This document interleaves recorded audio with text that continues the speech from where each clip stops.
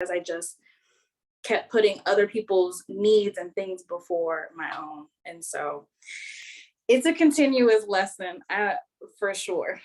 I think a lot of us, especially empaths, can relate to that heavily. I choose to heal. I choose to heal. I choose to heal as an expression of love to myself, my community, this earth, and those who I'm descended from. Because holding on to my past traumas and holding on to bad things that people did to me was not leading to a happy life at all. Why wouldn't I want to be healed? Why do I want to sit around stressed? Why do I want to sit around with weight on my shoulders? I want to be free. I want to feel liberated. I want to be able to accomplish things that my heart desires. Because my driving force is happiness, and I want to be and speak and live in a place of love and light versus a place of anger and resentment. Welcome to the Healers Break to Heal series, where we discuss the many ways we choose to heal, spreading high vibrational living and awareness internationally to create a collective divine energy that heals our universe. We believe in embracing our spiritual awakenings to identify our personal power and authentic selves. This series can be found on multiple platforms such as Lena Mystic YouTube, Spotify, and Apple Podcasts. To learn more, you can visit lenamysticoracle.com. Thank you for tuning in, and I hope you enjoy this episode. Hello, mystical light beings, and welcome to Healers Break to Heal, Season 1. On today's episode, we have Adriana here. Adriana, can you just enlighten us on what you feel your purpose is and your role is in this life? Yes. Hello, beautiful people. So I think that my purpose here is, one, being the Aries sun that I am, the Sag moon that I am. I feel like I'm very much a cheerleader and a supporter for people. Just whatever they have, whatever they want to do. I just really like to just cheer people on and make sure that they feel they have what they need. But then also to just be me, I guess. I feel like a lot of the lineage that I come from has a lot to do with just like making yourself small or doing something for other people and just consistently choosing others before self. And I think that part of my purpose here is to just be me and to follow whatever my heart is being pulled towards. And yeah, that's what I'm doing. I love that. So when did you realize life isn't only about giving yourself until you're empty? Like what awakened you to that? It was a consistent thing to realize. I just had such a hard time growing up with the background that I had of appreciating that I can be here for myself, but I can also be there for others. Mm-hmm. And I think that continuous lesson, it started in had my first boyfriend, learning that lesson going to college, learning that lesson of choosing minors and majors, not choosing what my parents wanted me to do. I was originally going to do like theater when I was going to college. I was so excited, but my parents and my family were like, no, you need something practical. So that's when I ended up going to psychology. But the rebel in me was still like, okay, I'm still going to do these theater classes. I'm still going to be in the choir and all of that. But now more recently in my business, I've had to take a step back, especially over the past couple of months, because I was giving so much of my time, and I didn't even have enough time to spend with my partner. And that causes such a rift in our relationship. But then also I was having trouble raising my prices, and just a girl's gotta eat. I gotta pay my bills. And I gotta run this business, buy these supplies and all of this. But I was struggling with raising my prices because I just kept putting other people's needs and things before my own. And so it's a continuous lesson, for sure. Yeah, I totally understand that. It sounds very similar to me, the part where it's like you're giving your all to everything but yourself. So I think a lot of us, especially empaths, can relate to that heavily. But I am curious, what was your first spiritual awakening like? So originally my answer was like 2017 after I graduated and I was going to therapy. But I had this like aha moment of, I think it had to be truly when I was around like 13 or 14. And that was around the time where I was a horny little teenager and that whole thing. But what I realized was that when I started being more like sexually active, that was really rubbing up against everything that I was raised with. All all the religious trauma was showing. And I had to like decide whether or not I was going to hate myself forever or if I was going to prove that God still loved me. And I chose to go with the latter. And I think that was like the first shock to me that God is not just like this. There is all of this. Spirit is everything. And I truly wholeheartedly believe that was the foundation that created this domino effect ever since then. Wow. It's just so crazy hearing you speak because it's like spirit sends us the same messages. A lot of us, when we go through spiritual awakenings, of course, they're all different because we live different lifestyles. We're in different parts of the world, different cultures. But it's just crazy because I feel like I've heard this story multiple times. And we want to understand that God is not limited. God is everything. God is all things. God is universal. God has to be universal and beyond our expectations or beyond what we can see. So I love the way that you describe that. So what spiritual principles do you practice daily? Or what spiritual principles do you live by? That was crazy. Mm. I think that one thing that I've carried with me has been just like treating people the way that you want to be treated. Mm. I still have trouble because a girl be angry, but you know, we're working through it. But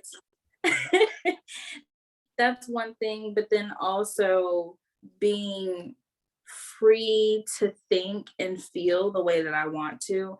And I guess I can't really like nail it down to a specific word.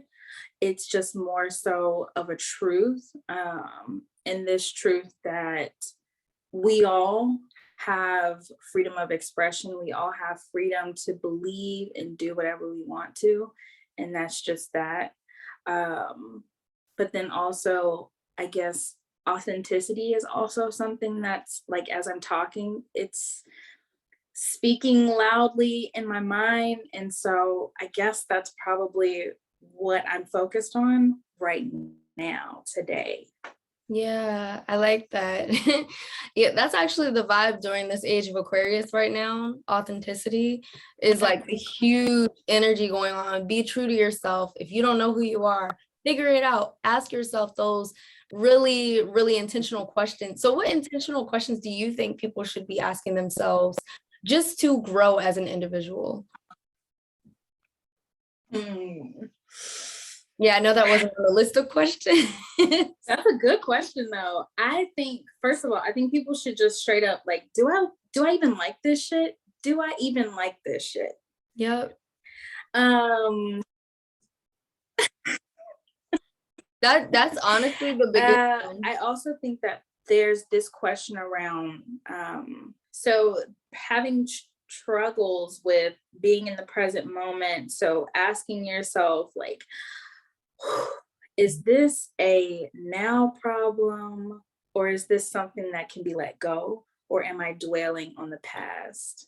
Yeah. And just asking yourself, where is this in time? Is this now or is this later? Is this the past? And I think also being able to ask yourself, what does love feel like to me? Because love feels like so many things to different people, and we all receive love in different ways too.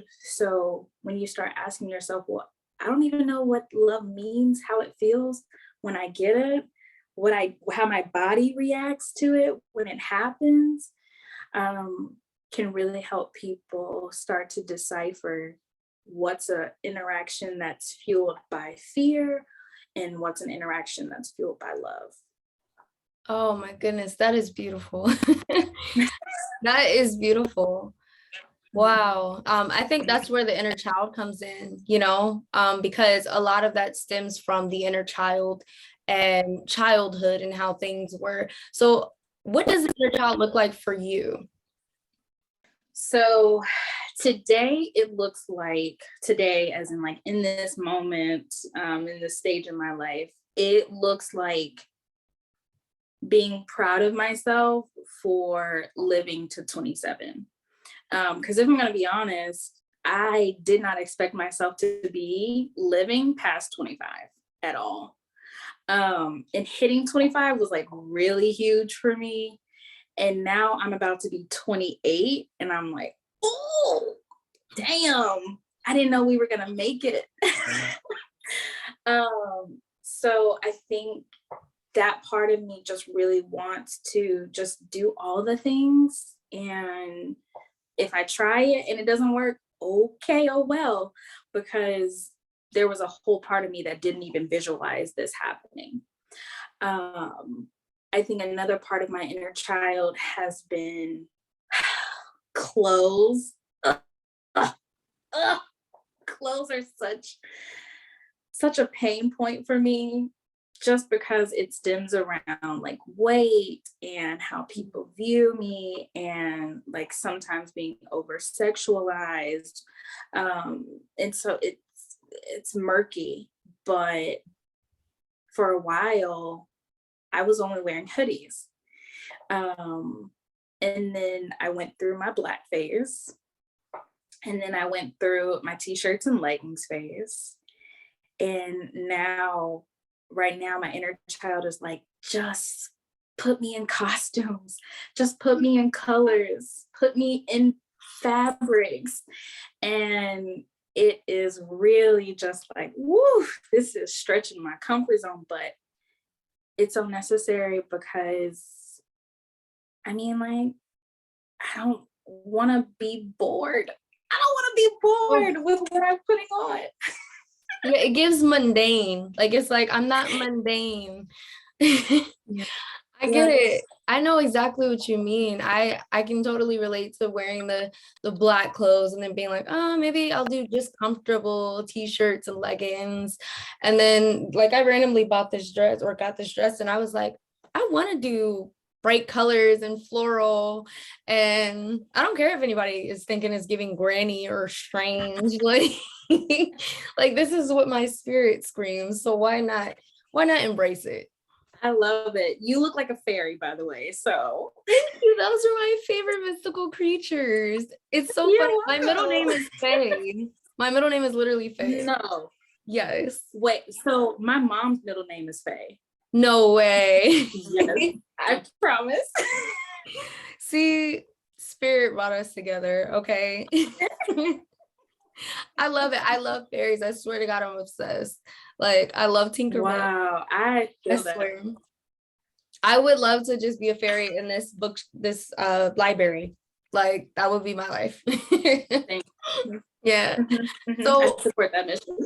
I do have a couple of other questions. I want to ask, what do you spiritually practice every day? Like, what's your spiritual practice? Prayer. First thing when I wake up. Yep. First thing. Yeah. I wish I had other words, but I don't. Yep. Prayer is everything to me. It has been my anchor for so freaking long. And it went from that Kojic life and it moved into this eclectic spiritual practitioner life. And it has just only deepened and gotten more intimate the older I get too. So prayer is so important to me. And then also, I am very chaotic. I'm not gonna lie. So showers do me so good because it brings in that water element, it brings in the air element, the earth, it just brings in all the elements for me. And I can cleanse myself and just have my Zen moment. And it's a really spiritual experience for me. Because I was having such a hard time just doing rituals all the time until it clicked in my brain that my life can be a ritual, that the little cooking is a ritual. Sleeping, dreaming is a ritual. And when that clicked in my head, you couldn't tell me shit. You couldn't tell me shit. So prayer is big. My showers for cleansing are really big for me. And then also veiling as well, especially since I do a lot of readings, having classes and things like that. So I'll veil with different types of objects, clothing, or some oils or something like that. But it's really important for me because it's so easy to just like catch other people's shit, and I don't need it. I already got my own. I don't need all your stuff. Yep. So, Wow. I love that. Prayer is definitely number one. I feel like right underneath prayer, with prayer, is gratitude, because that's like one of the biggest things, that you have to give thanks for what you already have, because you have so much. Even if you feel like you have nothing, you have so much. Life is so much in itself, and an opportunity to change your life and transform your life is so big as well. So, wow, I feel like prayer is a big part of self-love as well. So how does self-love play a role in business and personal life for you? They're interconnected so hard. When I started Into Prosperity, I wish somebody would have told me to start working on this confidence and marketing yourself. I wish they would have told me to work on that in therapy, because maybe I wouldn't have had so many struggles to begin with. But like I was saying, having struggles with raising my prices was inherently because I didn't see what I did was valuable enough. I didn't see my work as being able to withstand and, like measure up to that dollar. And I was essentially thinking the dollar was worth more than I was. And that causes a lot of money, prosperity blockages. And it wasn't working. It was doing that rubbing up against self-love again. So I think that when you hold yourself as this precious, sacred being, it's a lot easier for you to move through this capitalistic world. It's still going to be a little bit difficult, especially when you have an intuitive business, because you're already not supposed to be having a business. And that's a whole nother conversation. But we as practitioners have to protect ourselves. We have to do more self-love work and shadow work and healing than the normal business owner, because not only are we holding space for ourselves, we're holding space for other people.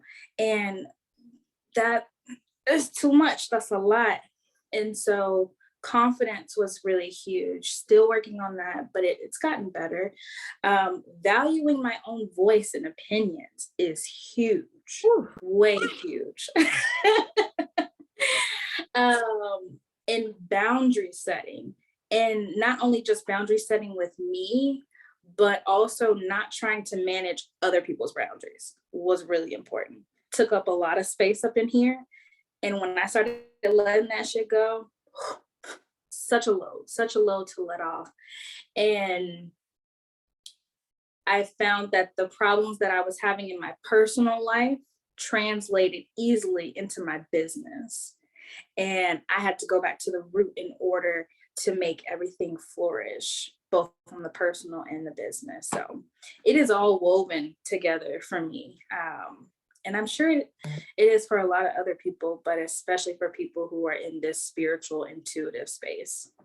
Absolutely. So with businesses where we work so much with people's energies and with their personal selves, what gives you a good reset when you come in contact with someone that's chaotic energy and contagious? Energy is contagious and is transferable. So what gives you a good reset? That right there, just, okay. Let me just breathe. Breathing and then going outside, honestly. Luckily, I'm in Tennessee, so it's really pretty out here. And just being able to just decompress from the screen. Not looking at the screen is so good for me. But in moments where I feel drained and I don't feel like going outside or doing some type of like intentional breath work, something like that, I will just sit down and take a nap or drink me some water, eat me some good food. And I wish that was something that people would talk about more, especially when you're doing readings. I'm always so hungry after doing my reading. Oh man. So when I just take time to just care for my own bodily needs, it really helps to kind of give me a moment to breathe, reset, and then I can jump back in. Yes, I feel that the nap is very serious. Like when I would do a reading, there would be a few times where I just be so tired. There's been a few readings that I would do and I have to breathe through it. And I'm just like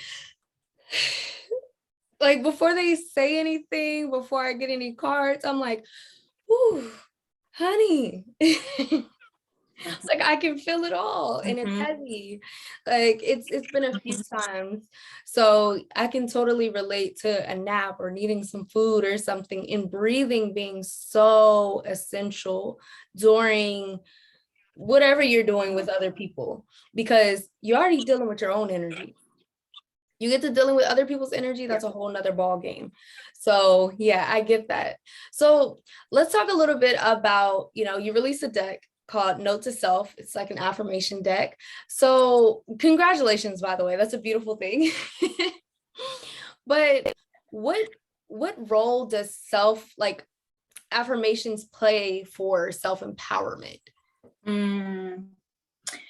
So I had beef with affirmations for a while, I'm gonna be honest. They felt fake. They felt very forced, but then I would have these moments in readings where spirit would just like come through and one little sentence would just like, boom. You're like, damn, I know that was for the client, but that was for me too. Oh my God. And those were the affirmations that started to stick with me. And I started to realize like, oh, wait, affirmations shouldn't just be, I am healthy, I am wealthy. Like, yes, there's a time and a place for that. Should be affirming where you're going next, what you're trying to achieve, what it is that you seek and desire for yourself. So this deck was giving me room to play with affirmations, words that felt, but also that could speak to the experiences that other people were having as well. So it was a journey to even get to that space, because I had to work on me here first to even be able to put this out in the public. Wow, that's beautiful. I love everything that you're saying. I really do. I get the creating things for yourself, but knowing that spirit has you do it so that you can put it out there for the world as well, because you're a liaison between God, the angels, spirit, and the world, and how the world is. You can communicate with both versions. So that is why a lot of us experience so much during childhoods and stuff. And then we grow up and then we learn to heal ourselves, and then we become the healers because we've learned to heal ourselves. So it definitely starts with self. I tell people, healed people heal people. So when you begin healing yourself, you can heal other people. It doesn't mean you only healing other people, because when you hit your first spiritual awakening, you're healing. Then the next one is healing. Like, it's just the same song over and over, just sung a little bit differently. True. Wow. Yeah. So do you have a favorite quote or anything? Maybe a favorite affirmation? So this one came to me probably back in like 2014. I was still in college. Was it 2014? Oh, yeah. So it's healing is ever changing and continuous. Wow. And it's my motto for Into Prosperity. And it came at a time that I didn't really understand it. And even now I still question it. Like, what does it mean to be ever changing? What does healing, being continuous mean? But somehow it still just rings true for me, and it's part of my work. Wow, I love that, because it's ever changing. Wow. This was absolutely beautiful. I almost don't want to be done, but this pretty much wraps up everything that I wanted to discuss with you. Definitely going to have you on another episode. This is just season 1. So you'll probably be season 2, 3, 4, 5, like in all of Juicy. Yeah. I'm even thinking about doing a reunion with everyone, where everyone who's been on season 1 can talk about healing and everything. And it's been some amazing people, and you're amazing. But I really also want to ask more about your business. Like, if you can give everyone a summary of what your business is, what they can find you for, how they can find you, all of that. Yes. Okay. So Into Prosperity, I do personal and career development from a spiritual perspective. So I do, like I said, I do readings, helping with some career development, some shifts. I also have different classes that I'll put on. And I make a few products here and there. I used to be heavy in the products, but I've kind of pulled back from that. And I just like to share my experience as well. I think that's part of just living in this space, is just sharing. I'm just here doing the same thing y'all are doing. And so if you want to check me out, I'm Into Prosperity on everything. So YouTube, Instagram, Facebook, TikTok. And I would love to connect with anybody. That's perfect. So do you have anything you're releasing soon that you've been telling anybody about? I am hoping that I can get my shit together to release a 3rd and 4th round of the Note to Self deck. So that's been a work in progress. Publishing has been a little bit difficult due to the pandemic, but so hopefully things are settling down a little bit more. So that's what I have coming up, hopefully in the summer and the fall. And most of my work is just going to be like just releasing more content and some classes. So I'm still working on it, but the biggest is releasing the deck again. Well, I'm excited for you, because I know it'll happen for you. You're amazing. And I've seen your deck. I definitely have to buy it, because it's absolutely amazing what I've seen of it. And I really want to give kudos to you, because publishing is a pain in the behind. Like, it is not fun. So you being able to do that is absolutely magnificent. And all the people that you've helped, and all the people you're still helping and playing a role in their lives. I mean, clearly your destiny is huge. I can see it. So thank you so much for allowing me to have you on here today. That's all we're going to discuss on here. And this is Healers Break to Heal. And this is Into Prosperity, Adriana. And we will see you guys in another episode. See ya. Thank you so much for listening in today. And if you have any recommendations, or if you want to be on the show, please go ahead to my website, lenamysticoracle.com, and go to Healers Break to Heal. Thank you once again, and see you and hear you next time.